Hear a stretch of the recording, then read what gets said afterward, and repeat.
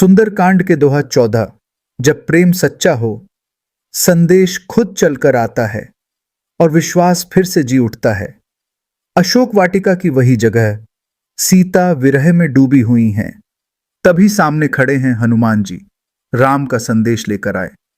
धीरे से भावुक वाणी में, मानो सीता का मन बोल रहा हो, जिसने मुझे जान लिया, मेरा दर्द समझ लिया, उससे मेरा प्रेम अब शब्दों से नहीं नापा जा सकता। उसके एक दूत को देखकर ही मेरा मन कांप उठा है। मेरी आंखें भीग गईं, शरीर पुलकित हो उठा। हनुमान सामने खड़े हैं, पर सीता की आंखों में अब भी राम की छवि तैर रही है।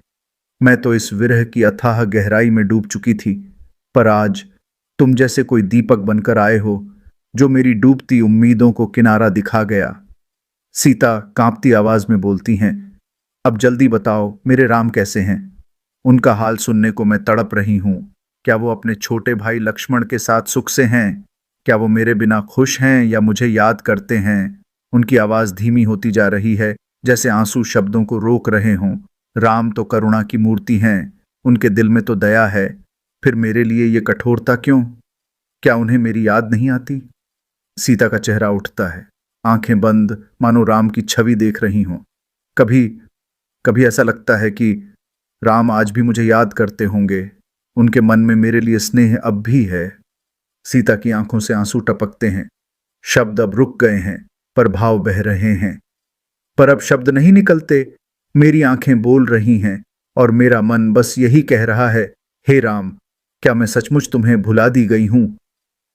हनुमान जी हाथ जोड़ते हैं, बहुत ही कोमल आवाज में श्रद्धा से भरकर कहते हैं, माता जी, प्रभु कुशल हैं। उनके छोटे भाई लक्ष्मण भी स्वस्थ हैं, पर वो आपकी पीड़ा से दुखी हैं। राम, जिन्होंने मुझे भेजा, वो हर पल आपको याद करते हैं। बहुत भावुक होकर हनुमान जी बोलते हैं, आपके प्रेम से प्रभु का प्रेम दो गुना है। आप उनके लिए जो भाव रखती हैं, वो उससे कहीं अधिक स्नेह और करुणा से भरे हैं। अब हनुमान जी अपना स्वर और स्थिर करते हैं, जैसे कोई संदेश का भार वहन कर रहा हो। अब राम का संदेश सुनिए। माता जी, हिम्मत रखिए, आपको भुलाया नहीं गया, बल्कि हर दिन हर क्षण राम आपके लिए तप रहे हैं। हनुमान जी की आंखों में आंसू आ गए हैं, स्वर कांप रहा है।